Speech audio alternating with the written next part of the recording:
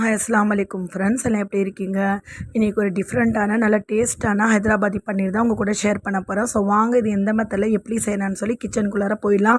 இந்த ஹைதராபாதி பன்னீர் செய்கிறதுக்கு பார்த்திங்கன்னா ஒரு பேன் எடுத்திருக்கேன். இதில் வந்து ஒரு 50 கிராம் வந்து நான் பட்டர் ஆட் பண்ணியிருக்கேங்க. வெண்ணெய் பட்டரை வந்து நல்லா மெல்ட் ஆன உடனே நம்ம வந்து வெங்காயம் ஆட் பண்ணிக்கலாம். ஒரு 2 பெரிய வெங்காயம் இதில் ஆட் பண்ணியிருக்கேன். 2 கேரட் ஆட் பண்ணுறேங்க. ஸோ இதெல்லாம் வந்து நல்லா பச்சை வாசனை போகிற வரைக்கும் வதக்கலாம். அதுக்கப்புறம் பார்த்திங்கன்னா இதில் வந்து ஒரு 4 பல்லு பூண்டு, ஒரு 1/2 இன்ச்சு வந்து இஞ்சி ஆட் பண்ணியிருக்கேன். தேவையான அளவு உப்பு ஆட் பண்ணி மஞ்சத்தூள் ஆட் பண்ணி நல்லா வந்து பச்சை வாசனை போகிற வரைக்கும் வதக்கிக்கலாம். இதெல்லாம் நல்லா வதங்கினதுக்கு அப்புறம் தான் நம்ம ஆற வச்சு இதை வந்து பேஸ்ட்டாக ரெடி பண்ணி அதுக்கப்புறம் கிரேவி வந்து நம்ம ப்ரிப்பேர் செய்ய போகிறோம். ஸோ அதனால் நல்லா வதங்கட்டும். இதெல்லாம் பச்சை வாசனை போகிற வரைக்கும் வதக்கிக்கலாம். இதிலே பார்த்திங்கன்னா நான் வந்து காரத்துக்கு வந்து ஒரு 2 பச்சை மிளகாய் ஆட் பண்ணுறேன். எங்கள் வீட்டில் பார்த்திங்கன்னா காரம் கம்மியாக தான் நம்ம வந்து சாப்பிடணும். ஸோ உங்களுக்கு தேவைன்னா இன்னும் கொஞ்சம் 2 வந்து மிளகாய் கூட நீங்கள் வந்து ஆட் பண்ணிக்கலாம். ஸோ இதெல்லாம் நல்லா வந்து பச்சை வாசனை போகிற வரைக்கும் நம்ம வந்து வதக்கிக்கலாம். வெயிட் பண்ணலாம். ஸோ இந்த வெங்காயம் பார்த்திங்கன்னா ரொம்ப வந்து ரெட்டிஸாக ஆகக்கூடாது. ஏன்னா வந்து அது வந்து கேரமலைஸ் ஆகிடும், அதாவது ஸ்வீட்னஸ் வந்துடும். ஸோ ஓரளவு மட்டும் நல்லா கண்ணாடி பதம் வர வரைக்கும் நம்ம வந்து வதக்கிக்கலாம். இப்போ இதில் பார்த்திங்கன்னா நான் வந்து கொத்தமல்லி தழை ஒரு கைப்பிடி எடுத்திருக்கேன். கொஞ்சம் வந்து புதினா இலை எடுத்திருக்கேன். ரெண்டும் சேர்த்து ஒரு பவுல் நிறையா வந்து எடுத்திருக்கேன். ஏன்னா இந்த கிரேவிக்கு டேஸ்ட்டு பார்த்திங்கன்னா நல்லா என்ஹான்ஸ் பண்ணுறது இந்த வந்து கொரியாண்டர் அண்ட் புதினா மட்டும்தாங்க. ஸோ அதனால் வந்து கொஞ்சம் தாராளமாக நீங்கள் வந்து ஆட் பண்ணிக்கோங்க. இப்போ வந்து நமக்கு நல்லா ஆறிடுச்சு. இதை வந்து நம்ம அரைச்சி எடுத்துக்கலாம். ஸோ இந்த பன்னீர் கிரேவிக்கு பார்த்திங்கன்னா நான் வந்து 200 கிராம் வந்து பன்னீர் எடுத்துருக்கேன். அதாவது 200 கிராம் பன்னீருங்க. ஸோ இந்த கிரேவிக்கு கொஞ்சம் பன்னீர் அதிகமாக ஆட் பண்ணால் தான் ரொம்ப டேஸ்ட்டு நல்லாயிருக்கும். இதையும் நான் வந்து அதே பேனில் வந்து கொஞ்சம் பட்டர் ஆட் பண்ணி நல்லா வந்து சாத்தே பண்ணி எடுத்துக்கலாம். இப்போ அதே பேனில் வந்து நம்ம வந்து இப்போ வந்து எல்லாம் ரெடி பண்ணி வச்சுட்டோம் நம்ம. இப்போ இதில் பார்த்திங்கன்னா வந்து ஸ்பைசஸ் ஆட் பண்ணிக்கலாம்.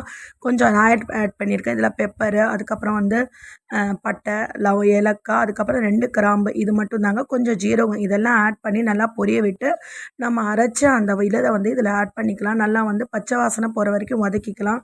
இதில் பார்த்திங்கன்னா நம்ம வந்து கேஷ்யூ ஆட் பண்ணுறோம். அதாவது ஒரு 7, 8 முந்திரி நான் வந்து ஆட் பண்ணியிருக்கேன். நம்ம அரைச்சி ஆட் பண்ணால் அது தனி டேஸ்ட் வரும். ஸோ அதனால் வந்து கொஞ்சம் க்ரன்ச்சியாக வாயில் கடிப்படணுக்கோசரம் நான் வந்து ஒரு 7, 8 முந்திரி வந்து இதில் ஆட் பண்ணுறாங்க. ஸோ இதுவும் சேர்த்து நல்லா வந்து பச்சை வாசனை போகிற வரைக்கும் வதக்கிக்கலாம். இதுக்கு தேவையான தண்ணீர் ஆட் பண்ணி கொஞ்சம் மீடியம் ஃப்ளேமில் வந்து ஒரு 5 மினிட் நம்ம வந்து நல்லா வதங்குறதுக்கு விட்டுடலாம். கொஞ்சம் வந்து இது நம்ம வந்து தண்ணி போட்டதும் வந்து கொஞ்சம் கீழே அடிப்பிடிக்கும். ஸோ அதனால் வந்து அப்பப்போ கைவிட்டு கிளறி விட்டுடுங்க. ஸோ இப்போ பார்த்திங்கன்னா நமக்கு வந்து அந்த கிரேவி கன்சிஸ்டன்சி இப்போ வந்துடுச்சு. இதில் நம்ம வந்து இன்னொரு இன்க்ரீடியன்ட் ஆட் பண்ணுறோம். என்னென்னு பார்த்திங்கன்னா தயிருங்க.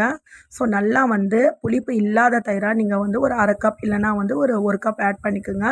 ஸோ இப்போ இதில் பார்த்திங்கன்னா நான் வந்து கொஞ்சம் கரம் மசாலா ஆட் பண்ணியிருக்கேன், ஜீரகத்தூள், ஆம்ச்சூர் பவுடரு, ஸோ இதெல்லாம் ஆட் பண்ணியிருக்கேங்க. ஸோ ஆட் பண்ணி நம்ம வந்து கலந்துக்கலாம். லாஸ்ட்டாக பார்த்திங்கன்னா மல்லித்தூள் ஆட் பண்ணுறேன். ஏன்னா ஆல்ரெடி நம்ம வந்து காரத்திற்கு பார்த்திங்கன்னா பச்சை மிளகாய் ஆட் பண்ணியிருக்கோம். ஸோ அதனால் வந்து நான் மிளகாத்தூள் இதில் ஆட் பண்ணல. உங்களுக்கு தேவைன்னா வந்து மிளகாத்தூள் ஆட் பண்ணிக்கலாம். அது வந்து நம்ம வந்து மிளகாத்தூள் ஆட் பண்ணுறப்ப கலர் சேஞ்ச் ஆகிடும். ஸோ அதனால் வந்து இந்த க்ரீனிஷ் கலர் வராது. ஸோ அதனால் வந்து பச்சை மிளகாய் மட்டும் நான் ஆட் பண்ணியிருக்கேன். ஸோ இப்போ பார்த்திங்கன்னா நமக்கு வந்து அந்த ஃபுல்லாக வாட்டர் எல்லாம் அப்சர்வ் ஆகிடுச்சு. அந்த கிரேவி கன்சிஸ்டன்சிக்கு வந்துடுச்சு. ஸோ இதுக்கப்புறம் நம்ம வந்து அந்த சாத்தை பண்ணி எடுத்து அந்த பன்னீரை இதில் வந்து ஆட் பண்ணிக்கலாங்க.